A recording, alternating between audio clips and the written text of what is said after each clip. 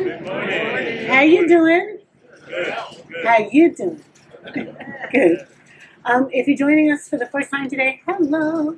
I'm Jacqui Lewis, and we're so glad you're here with us on the edge of the rooftop. I'm in the second part of a three-part talk about my book, Fierce Love. Today I'm going to touch my book. Frank touched it yesterday. Bold Path to Ferocious Courage and Rule-Breaking Kindness that Can Heal the World. I wrote a book about 9 spiritual practices, daily practices, everyday practices that I think can help us to be fiercely loving to ourselves, to our posse, our people, our friends, and also to the world. And today I'm going to talk a little bit about that second piece about loving your posse. But just because, in case you missed it last night, let me just say that we started with a talk about loving ourselves, and that's just not easy, so I'm not going to act like it is easy. And we're not taught that, we're not encouraged to do that, we don't really know how to do that, but actually we're commanded to do that. All of us who say we follow Rabbi Jesus, all of us who say we are Buddhist or Jewish or Christian, almost all of us have been told to love our neighbors as ourselves. And in Greek, the word that connects those two clauses, neighbor and self, is the word os, and it's actually an equal sign. So you must love your neighbor in exactly the way you love yourself, and love God, and that makes a three-legged stool, and that's what I'm talking about. So think about it as honoring God when you love yourself. Like, a new way to honor God is to honor the imago Dei, the image of God in you, the piece of the divine that's in you, the divine spark that's in you. God created you. You're amazing. And the way you honor that fact is to just practice every day. Look in the mirror, floss your teeth, brush your teeth, and say, look at this wonderful creature that God made. I'm not perfect, but I'm all right. We can do this. So, I was inspired just now by the amazing Bridget to bring us into the second piece by sharing something from the third chapter in the first section, which is about traveling lightly, Bridget. I think you knew that. And here's what I'm going to say as a transition. Even the unforgiven hurts, the bitter resentments, and the hard feelings that weigh us down have stories to tell us, have wisdom to offer.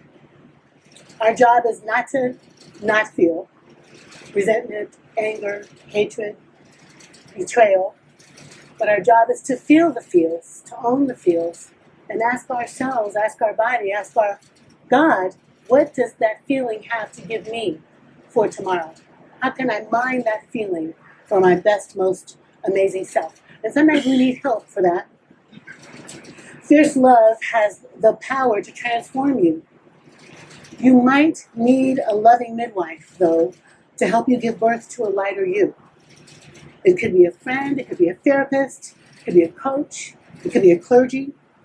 The space of transformation might be in a house of worship, at a dinner table, it might be in a bar, or at a concert, or on the beach. Knowing you're carrying around extra burdens is the first step to letting them go. Becoming lighter, you can soar to a better self. There will likely be some tears and some laughter as you downsize your burdens. My therapist, I'll call him Doc, we had to end our sessions when I moved across country. But I found another therapist where I live now. Her name is Lynn, and she's a kind, brilliant, funny, loving big sister to me, as well as an emotional guide. She's a sprightly 80 with gently wrinkled alabaster skin and strawberry blonde graying hair. Once, when I was mourning the toughness of 2020, a year marked with political upheaval and racial violence, the isolation and death from a pandemic, raging environmental fires, and the fire that took my sanctuary, I was feeling very low, and frankly so weighed down with grief, I didn't know how to move forward. I kept throwing myself into work, running fast to do something, anything about the pain. But otherwise, Lynn said, wait. Wait right there.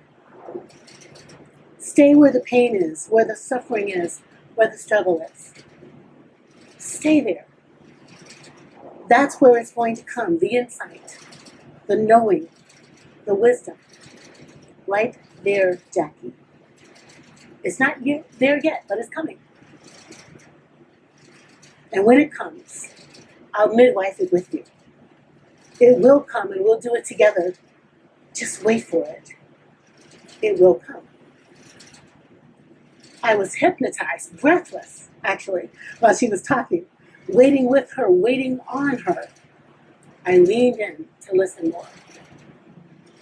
And then she said, we'll midwife it together. And it will come right out of your vagina. It's okay to laugh. The spell was broken and we both roared with laughter.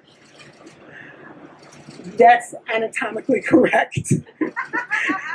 If you're giving birth, that's where it happens, right? But let me translate, Lynn, for those of us who've not had babies and for all of us who don't have vaginas. Right where you are, in the hurt and sorrow, that's where the insight is. That's where the answer is. That's where the wisdom is. The transformation is there. The rebirth is there. And you're not alone. Your friend, your lover, your family, your posse, your helpers, someone will midwife it with you. The healing will come. And you will emerge shaped in the merciful womb of the fiercest love. Mercy and womb have the same root in the Semitic languages. The pain of birth is excruciating, I've been told.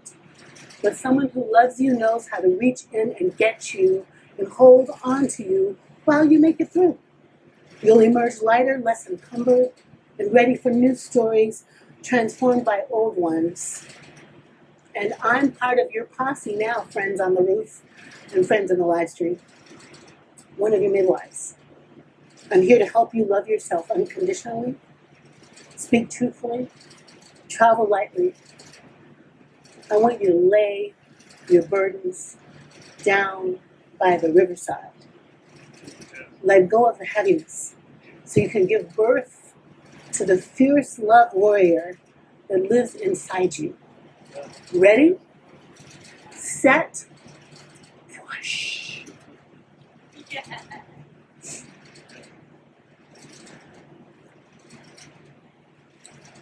When I think about fierce love, I got to tell you a story about the good Canadian.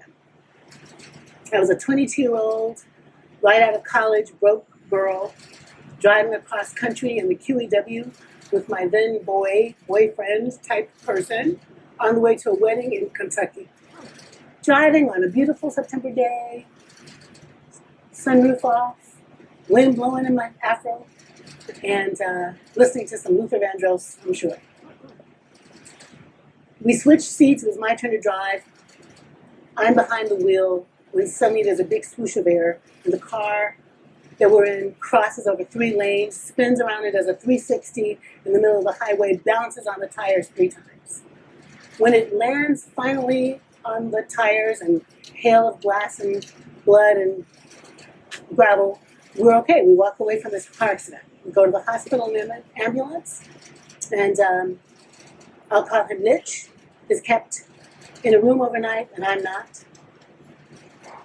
I'm okay, except I'm not. I'm in shock. I'm traumatized. I ain't got no money. My car is totaled. I'm a hot mess. I make the phone calls to the 2 sets of parents, but I'm all alone in the lobby. I wasn't sure what I was going to do, but, and these are the words in the book, I looked up and noticed a woman standing nearby. I don't know how long she'd been watching me, but I noticed her now. She was petite with light brown hair, cut short in a pixie. She had brown eyes and was wearing a lightweight black coat and black flat shoes. She had a kind face. I tried to pull myself together as she came close by. I can't remember her name. All these details, but I can't produce her name. She asked if I was okay, and just the way she said it opened up something in me. It was like permission to be honest, to take off my mask and my cape and show her my true self. I began to cry now. From way down in my soul, the crying came. My body hurt, my feelings were hurt. In between gulps of air, I spat out the story of our car accident and the terrible feeling of being alone. She was so present to me, listening so closely, making space for me and for my pain. When I finished speaking, she hugged me, and I remember thinking that I was ruining her coat with my tears. How can I help? She said. This was such a simple question, and so hard to answer. My mind was racing with logistics. I need to get to an insurance company. I need to get a car. I can't stay with Mitch tonight in the hospital room. I voiced my needs just really to get them out, not because I thought she could do anything. Why could she? Why would she? I was a stranger, not a Canadian, as it was safe to assume she was, but an African-American stranger in a strange land. I must have been a sight to behold, tall, skinny, wearing a large afro, likely with little pieces of glass in it, small cuts on my face, dirty jeans from sitting on the gravel of the road, blood on my denim jacket. There were other people in the hospital lobby, but no one else came to say anything to me. I'm not sure why she spoke to me, but she showed up for me, and she extended wild kindness. She offered for me to stay at her house overnight. I'm from Chicago. I wasn't staying at nobody's house overnight. But she suggested she would drive me to a hotel instead and come back for me in the morning. I could hear her talking, but I just couldn't believe it. Her wild generosity only grew from there. She took me to a drugstore where she bought me a toothbrush, some toothpaste, some aspirin. She took me to McDonald's and bought me a hamburger, fries, a vanilla shake. I remember all these details. She took me to a Quality Inn and paid the bill. She walked me to my room and waited for me to close the door and said through the doorway, "Be safe, Jacqui, it's going to be okay."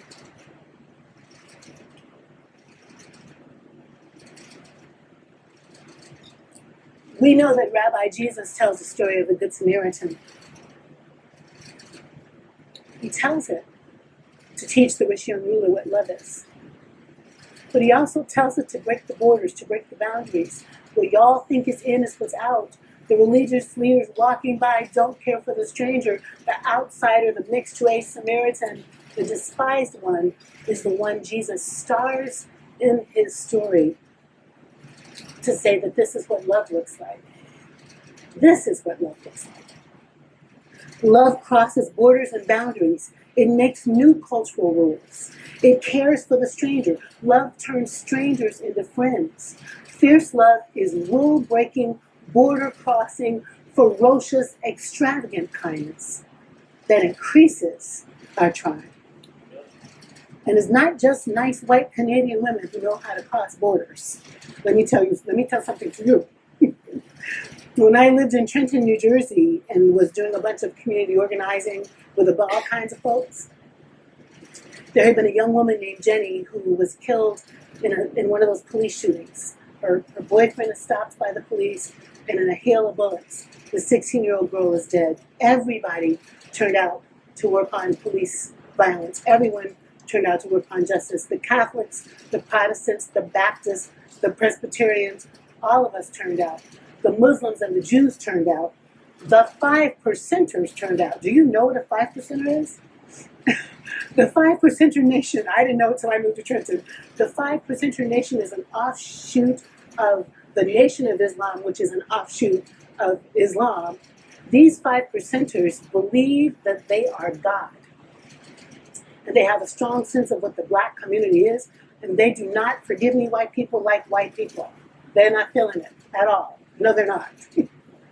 But yet, these 5%ers with names like God and Ra and the God who sees, these young black angry men, showed up all the time with all the Episcopalians and all the Catholics and all the Protestants who were mostly white to stand in and stand up for justice.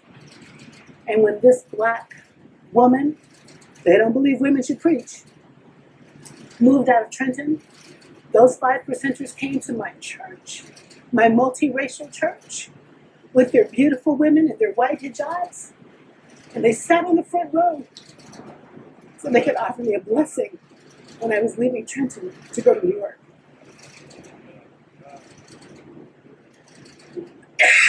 You don't have to be a white, nice Canadian lady to cross borders, to break the rules, to love the other, to make the other your tribe. When I was a little girl in church camp, the wild older, thank you, my love, the wild older kids packed drugs and paraphernalia in their suitcases to get jiggy with it on the beach. I was a little flat-chested 14-year-old.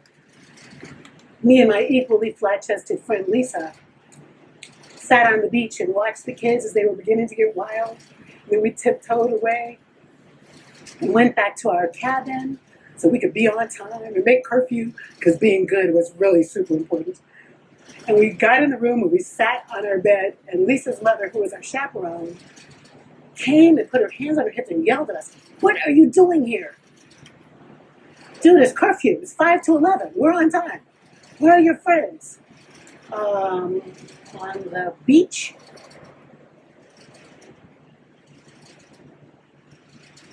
Why are you here? Because curfew is at 11 o'clock. You should have stayed with them. You should have stayed with them and brought them back with you. What? We don't leave anyone behind, she said. Fierce love leaves no one behind. The Republicans, the anti-vaxxers, the kids with their pants falling off their butts and their dirty underwear showing, I understand that, but those guys with their Doc Martens on, the trans people, the people who hate the trans people, the Muslims, the ones who turned planes into missiles, the first responders, the ones running for office, the ones funding crazy movements, the ones in cages, the one living behind a wall, all of those people, though they might be weird, are also your people because they're God's people.